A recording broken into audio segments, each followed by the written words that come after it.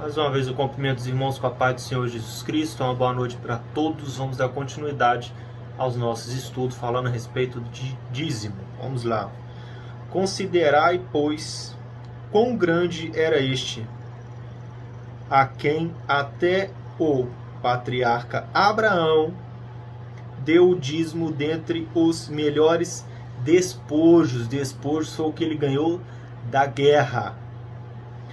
E os que dentre os filhos de Levi recebem o sacerdócio têm ordem, segundo a lei, de tomar os dízimos do povo, isto é, de seus irmãos, ainda que estes também tenham saído dos lombos de Abraão, mas aquele cuja genealogia não é contada entre eles, tomou o dízimo de Abraão, e é abençoado pelo maior. Hebreus capítulo 7, versículo 4 e 6.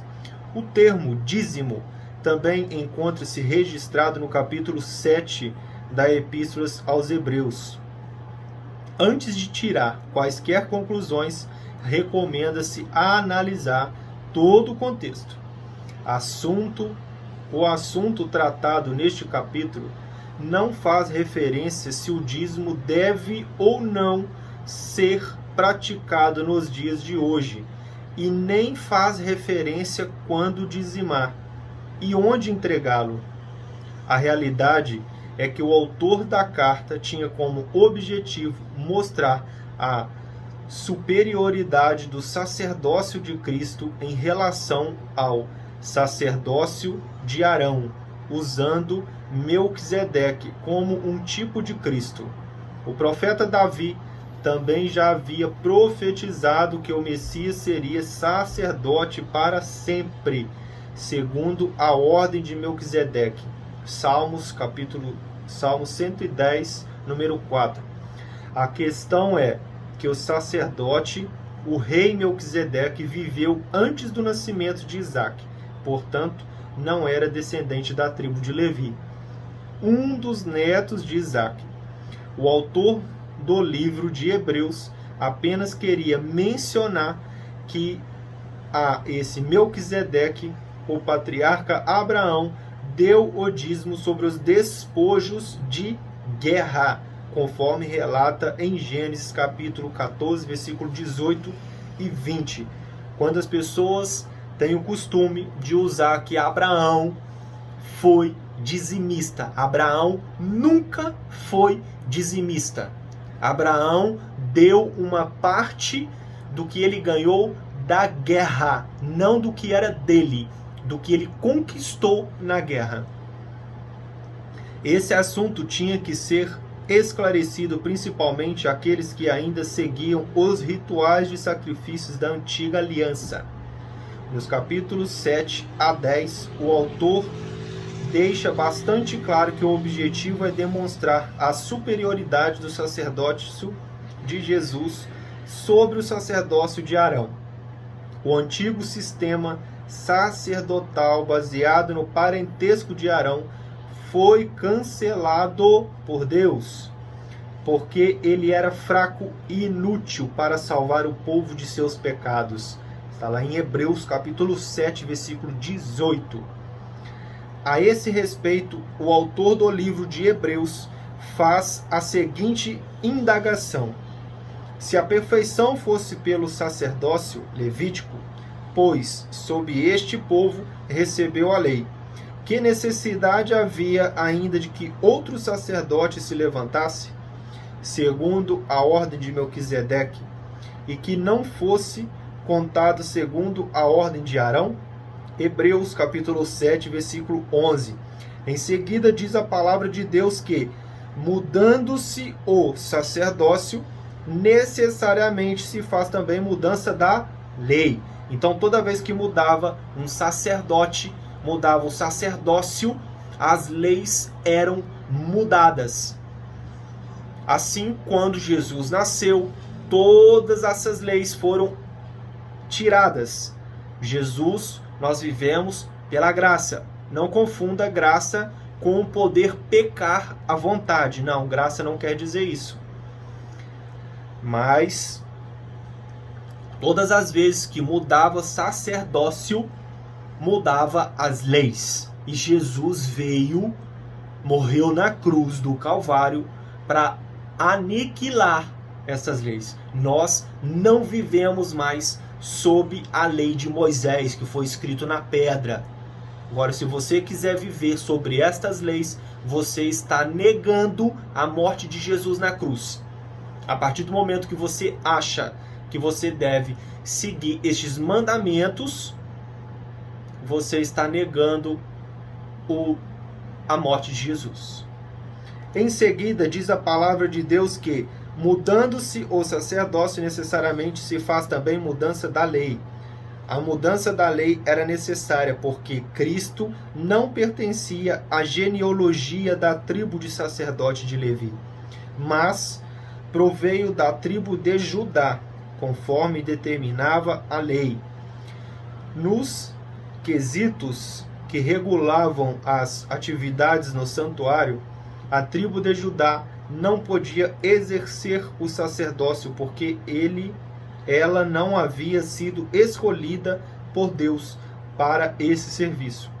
Assim, todas as cerimônias associadas aos sacrifícios realizadas no santuário foram abolidas com a morte de Cristo, pois elas apenas tipificavam a oferta do corpo de Jesus Cristo, feita uma vez para sempre. Hebreus capítulo 10, versículo 10. Aquelas cerimônias, aqueles cerimoniais eram sombras da realidade que é Cristo, o qual alcançou um ministério tanto mais excelente quanto é mediador de um melhor pacto, o qual está afirmado sobre melhores promessas. Hebreus capítulo 8, versículo 6. Cristo se manifestou para aniquilar o pecado pelo sacrifício de si mesmo. Hebreus capítulo 9, versículo 26. Jesus morreu na cruz para aniquilar todos os pecados, tudo que havia de errado, tudo o que havia de fragilidade em tempos antes dele. Então, Jesus morreu na cruz para acabar com essas coisas. O autor da Epístola aos Hebreus tinha como objetivo principal focar a questão da mudança de modelo sacerdotal e não imprimir uma base doutrinária sobre o dízimo. Estar isento do dízimo não quer dizer estar isento de responsabilidades para com o comprometimento, para o cumprimento dos propósitos de Deus, como, por exemplo, ajudar diretamente às necessidades de nosso próximo. Todos os dons devem ser ministrados individualmente, com responsabilidade e de acordo com as orientações de Deus. Pastor, eu não vou dar meu dízimo, não sou dizimista, mas a Bíblia fala que eu tenho que ajudar o meu próximo. É isso que a Bíblia começa a nos mandar.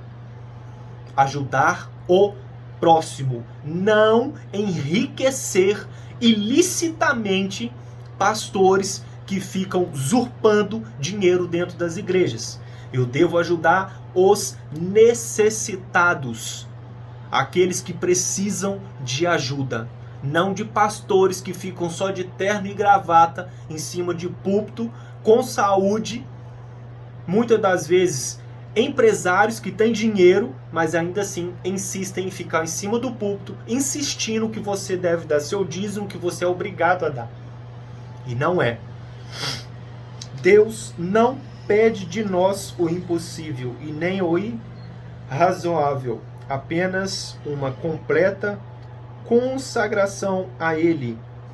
A esse respeito, o apóstolo Paulo diz o seguinte: rogo-vos, pois, irmãos, pela compaixão de Deus, que apresenteis os vossos corpos como um sacrifício vivo, santo e agradável a Deus, que é o vosso culto racional. Culto racional não é o que nós estamos vendo hoje em dia também, não. Nós vamos falar a respeito disso de novo. Culto racional não é todo mundo dentro da igreja falando em língua, não é essa bobeira de todo mundo ficar caindo na igreja, de todo mundo falando em língua na igreja. Existe línguas, existe profecias, existe revelação, mas a Bíblia fala e deixa bem claro que se haver pessoas falando em línguas dentro da igreja, há de ter intérprete. Porque se não tiver intérprete dentro da igreja, não é para falar ninguém em línguas estranhas em voz alta. É para falar para si mesmo, para que não se escandalize. Culto racional. Não é essa coisa doentia de ficar pulando igual um monte de saci dentro das igrejas que nós vemos hoje. Um monte de saci pulando. E um monte de mulher de saião rodopiando igual peão, fazendo papel de bobo, achando que está em Espírito Santo, e não tem Espírito Santo nenhum na vida dessas mulheres.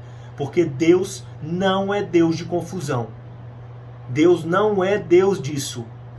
Pelo menos na minha Bíblia está escrito isso. Na Bíblia deles é diferente. Eles acham que ser pentecostal é ficar pulando e rodopiando igual saci.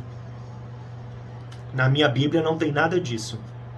E não vos conformeis a este mundo, mas transformai-vos pela renovação de vossa mente, para que experimenteis qual seja a boa, agradável e perfeita vontade de Deus. Romanos capítulo 12, versículo 1 e 2. Este foi um estudo da qual é muito importante para a sua vida, para que você não fique aprisionado achando que é obrigado a dar dízimo. Eu, através desses vídeos, através desses estudos, eu vim aqui para tirar este peso das suas costas. Eu vim aqui para tirar este jugo da sua vida. E amanhã eu vou trazer só mais uma coisa falando a respeito do dízimo, para a gente finalizar este estudo de dízimo. E através desses estudos eu comprovei Bíblia, eu comprovei versículos e capítulos que dízimo não tem nada a ver com a minha pessoa e com a sua pessoa nos tempos de hoje. Tira este jugo da sua vida, pare de ser prisioneiro do seu pastor e cuide da sua família, cuide dos entes queridos seus. Não sou contra quem dá dízimo, quem dá oferta, mas não é obrigado, viu? Que os irmãos tenham uma noite abençoada e fico com esta palavra em nome de Jesus.